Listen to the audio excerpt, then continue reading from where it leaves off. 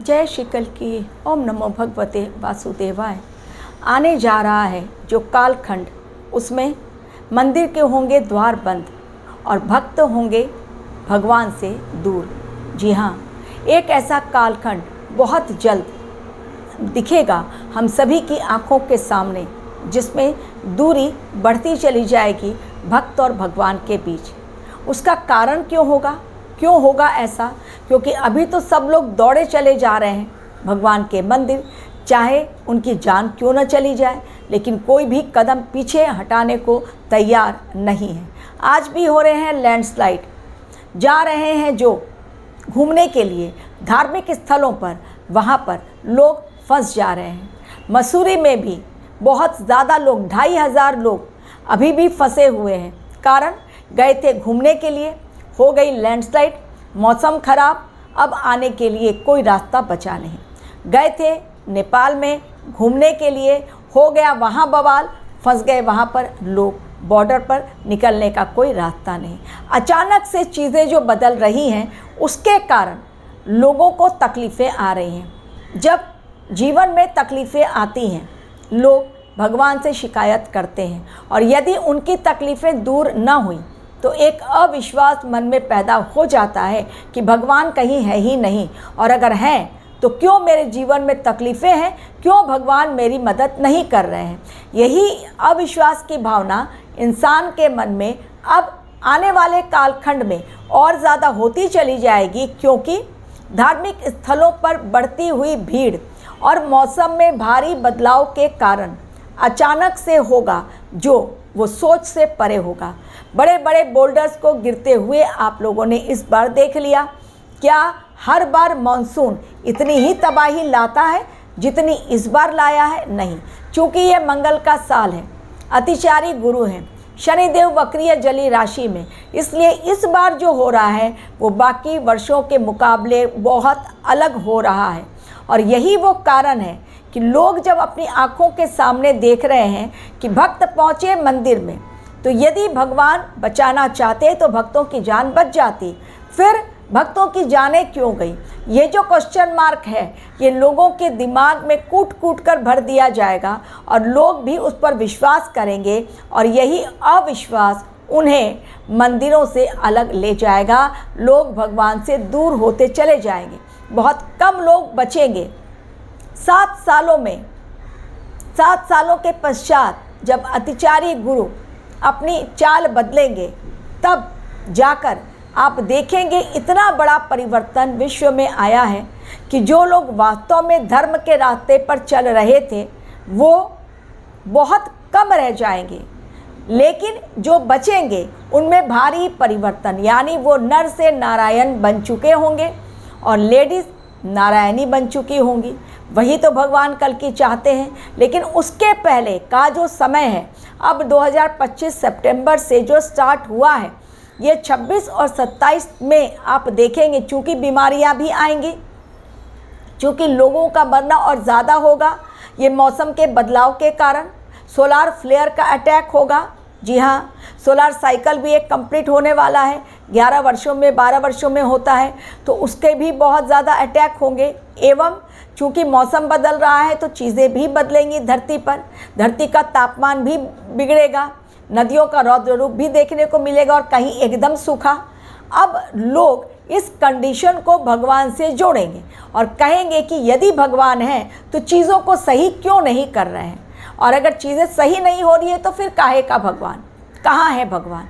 और यही अविश्वास जो उनके मन में उपजेगा, यही उनको दूर करेगा भगवान से, और मंदिर होने लगेंगे धीरे धीरे खाली, क्योंकि लोगों के दिमाग में ये बात बिठा दी जाएगी कि अगर मंदिर जाने से ही सब कुछ सही होता तो फिर सभी लोग मंदिर जाकर बच क्यों नहीं गए? क्यों कुछ बचे और कुछ एक की मृत्यु हुई? तो भगवान की ताकत कहाँ, क्यों नहीं उन्हें बचाया? लोग ये नहीं समझ पाएंगे कि वास्तव में इसके पीछे कर्मों का लॉजिक होता है, और ये कर्म केवल एक जन्म के नहीं बल्कि कई जन्मों तक पीछा नहीं छोड़ते।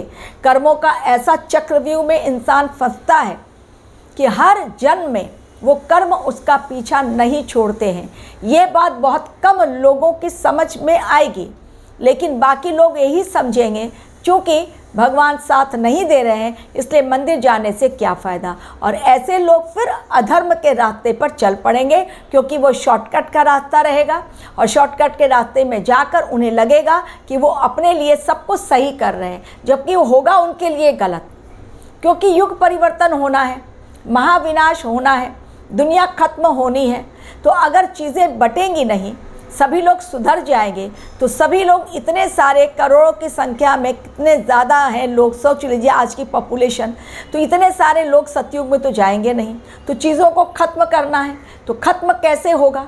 तो ये भी भगवान की ही लीला होगी, ये भी भगवान की ही लीला होगी, क्योंकि जो कुछ अभी चल रहा है वो ईश्वरीय लीला ही चल रही है, हमारा आपका कोई कंट्रोल नहीं है। तो ये भी लीला भगवान की ही लीला होगी कि मंदिरों से करो दूर। आपने देखा वैष्णो देवी का मंदिर कितने दिनों तक बंद रहा, पट बंद हो गए।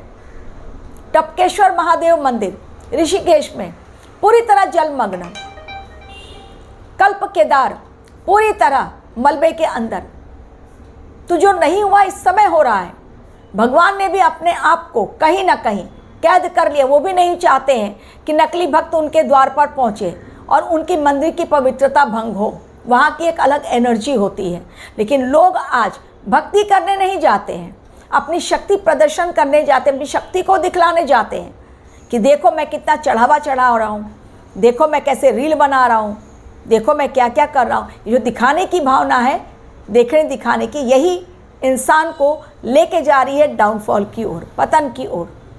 तो चीज़ें आने वाले समय में बहुत ज़्यादा चेंज होने वाली हैं। भक्त और भगवान के बीच जो एक रिश्ता रहता है, बहुत क्लोज रिश्ता, बहुत कम लोग ऐसे होंगे जो उस रिश्ते को डेवलप कर पाएंगे। ये समय इंसान जितना अपनी आंतरिक शक्तियों को जागृत कर ले, वही शक्तियाँ उसके लिए सुरक्षा कवच बनेंगी आने वाले समय को लेकर। बार बार मैं आप लोगों से कह रही हूँ, क्योंकि नकारात्मक चीज़ें होती रहेंगी, उनको हम टाल नहीं सकते हैं। भूकंप भी आएगा, बाढ़ भी आएगी, सुनामी भी आएगी, लैंडस्लाइड भी होगा, जलजला भी आएगा। इन सब से हम बच नहीं सकते। आतंकवादी घटनाएं भी होंगी। तो अपने आप को बचाने के लिए एकमात्र तरीका, अपनी शक्तियों को पहचानो खुद। दौड़ मत लगाओ मंदिरों की ओर, क्योंकि वहाँ जाने से जो मिलने वाला है, उन शक्तियों को खुद बैठकर एकांत में साधना के माध्यम से भगवान से जुड़कर ब्रह्मांडीय शक्तियों को अपने अंदर उसका समावेश करके इंसान भी अपने आप में बहुत कुछ पा सकता है, बहुत पावरफुल बन सकता है। क्योंकि मंत्रों में होती है बहुत शक्ति, जाप में होती है बहुत शक्ति, साधना में होती है बहुत शक्ति। और जब यूनिवर्स से हम जुड़ते हैं तो अपने आप चीज़ें, हमारा विज़न देखने का नज़रिया, दृष्टिकोण दुनिया को हमारा टोटली चेंज होने लगता है।